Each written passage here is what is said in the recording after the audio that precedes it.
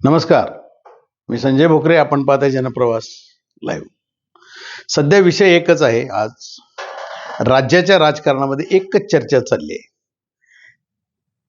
अदानी आणि पवार साहेब यांचे जे ऋणानुबंध आहेत त्याच्यावरच चर्चा चालू आहेत आणि त्यांनी वाकून नमस्कार करणे, त्यांचे आशीर्वाद घेणे आणि त्याच्यावरच आज विश्लेषण करणं महत्वाचं आहे. कारण त्याच्यामध्ये कुठलीही अडाणी व्यक्ती पण सांगेल की अदानी का आले ते म्हणजे ह्यांचा प्रोग्राम ठरला होता, ते उद्घाटन होतं, हे सगळं ठीक आहे. पण राजकीय चर्चा झाली नाही असं कधीच होऊ शकत नाही. आणि आधी सुद्धा त्यांच्या काहीतरी चर्चा केंद्र स्तरावर भारतीय जनता पक्षाचे सर्वेसर्वा आणि देशाचे पंतप्रधान आणि अमित शहा गृहमंत्री यांच्याशी नक्कीच काहीतरी खलबत झालेली आहे. आणि हे लवकरच हे स्थानिक स्वराज्य संस्था निवडणुका झाल्यानंतर दिल्लीतल्या न्यूज अशा आहेत की बरंच काही घडामोडी घडणार आहेत त्याच्यामध्ये. कारण भारतीय जनता पक्षाला सुद्धा केंद्रामध्ये खासदार हवेत की जे भाजपचे असावेत किंवा भाजपला पाठिंबा देणारे अजून असावेत. कारण चंद्रबाबू नायडू कधी काय करतील हे सांगता येत नाही, ही भीती पण आहे त्यांना. पवार साहेबांचे 8 खासदार आहेत आणि सुप्रियाताई.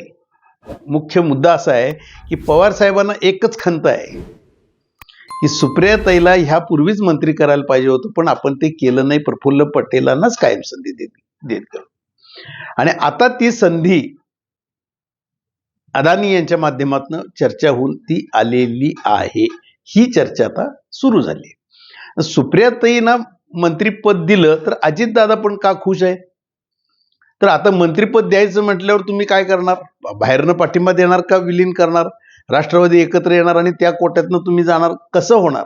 तर आता ते सुद्धा अशा चर्चेत की आता आपण दिसतंय स्थानिक स्वराज्य संस्थांच्या काही ठिकाणी, आता पुणे बघा, पिंपरी चिंचवड बघा, सांगली बघा, बऱ्याच ठिकाणी शरद पवार राष्ट्रवादी आणि अजित पवार राष्ट्रवादी एकत्र आलेले आहेत. अगदी माजी प्रदेश अध्यक्ष जयंत पाटील यांच्या सुद्धा जिल्ह्यामध्ये, सांगलीमध्ये सुद्धा एकत्र आलेले आहेत. म्हणजे आता हळूहळू मानसिक तयारी त्यांची झालेली आहे की जयंत पाटलांचा किती विरोध होता, अजितदादांच्या नेतृत्वाखाली काम करायचं का नाही, जितेंद्र आव्हाड कसे बोलत होते, परंतु नाही. आता उद्या कदाचित राजकारणात हे बदल होत असतात. राजकारणात मी काय म्हणतो, मुत्सद्दीगिरीलाच महत्व असतं, सत्याला महत्व नसतं. परंतु विषय सगळ्यात महत्वाचा आहे की पवार साहेबांचं निर्णय काय, इंडिया आघाडीचं काय, मग पुढं काय, मग निवृत्ती घेणार का? आता एप्रिलमध्ये झाली, परत राज्यसभेवर परत जाणार नाही म्हणून त्यांनी जाहीर केलेलं आहे. परंतु ते परत राज्यसभेवर गेले पाहिजेत म्हणून आता बरेच जण मागे लागलेले आहेत. परंतु ते निर्णय बदलतील अशी अवस्था आत्ता तर नाही आहे. बरेच जण सांगतात त्यांना की तुम्ही परत गेलं पाहिजे राज्यसभा. परंतु आता सुप्रियाताईंना मात्र काहीही करून पवार साहेबांना मंत्रिपदी बघायचं असावं. मग ते निवृत्ती घेणार का आणि काय करणार हे विषय नंतर जे होतील.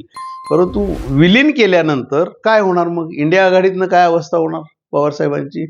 का बाहेरनं पाठिंबा देणार? अजितदादा मात्र यावर खुश आहेत, काहीतरी होणार.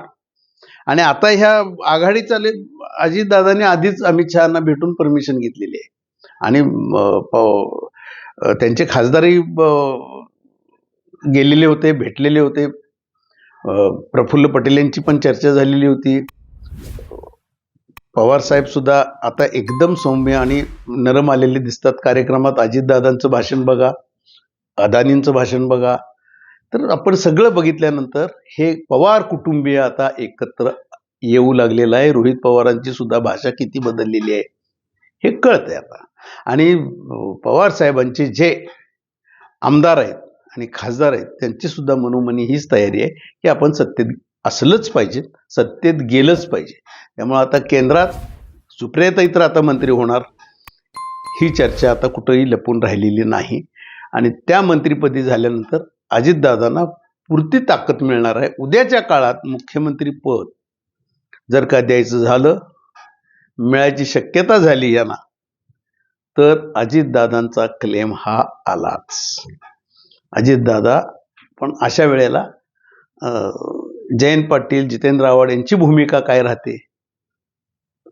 विलीन करायचं म्हटलं तर ते परत तयार होणार का? आत्ता एकमेक आपण मिळून निवडणुका लढवू इथपर्यंत मानसिक तयारी झाली आहे.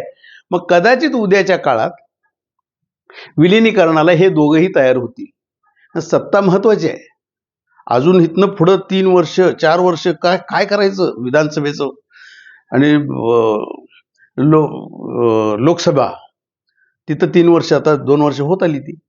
अशा वेळेला अदानी हे मध्यस्थ आहेत आणि अदानींच्या माध्यमातून हे सगळं राजकारण घडतंय आणि या राजकारणातनं सुप्रिया सुळे तर आता मंत्रिपदी जातील. अजितदादा भलतेच खुश आहेत. मग विलीन व्हा न व्हा, पण आज मला ताकद मिळते आहे आणि आमचं पवार कुटुंबीय मात्र एकत्र आलेलं आहे. इथनं पुढच्या काळात राजकारण बरंच काही उठाठेवी आणि उलाढाली बघायला मिळणार आहेत आपल्याला. ते पवार कुटुंबीय आणि राष्ट्रवादीमध्येच बघायला मिळतील. आणि हे सर्व काही घडणार आहे ते केंद्रातले हे 2 नेते आणि देवाभाऊ महाराष्ट्रातले मुख्यमंत्री. आणि शेवटच्या काळात विधानसभेच्या जशा निवडणुका येतील त्यावेळेला मराठा मुख्यमंत्री असावा, अशा वेळेला एकनाथ शिंदेचं नाव मागं पडेल आणि अजितदादा सुद्धा पुढं येऊ शकतात. कारण त्यांना आत्ता दिलेलं स्वातंत्र्य हे ठरवून स्वातंत्र्य आहे, स्वतंत्र लढा, जेणेकरून महाविकास आघाडीला खड्ड्यात घाला, हे वर्ण आहे. काँग्रेसला नमोहरम करून टाका, हे त्यांची धोरणं आता सरळ सरळ दिसत आहेत आणि त्या पद्धतीने ह्यांची वाटचाल चालली आहे.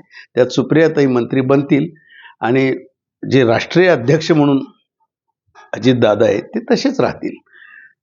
तिथं काही बदल होईल. कारण आधीच्या काळात मध्ये आठवतंय आपल्याला, अजितदादांनीच ठरवलं होतं की सुप्रियाताईंना राष्ट्रीय अध्यक्ष करावं आणि त्यावेळेला राष्ट्रवादी एकत्र होती, परंतु ते घडलं नाही.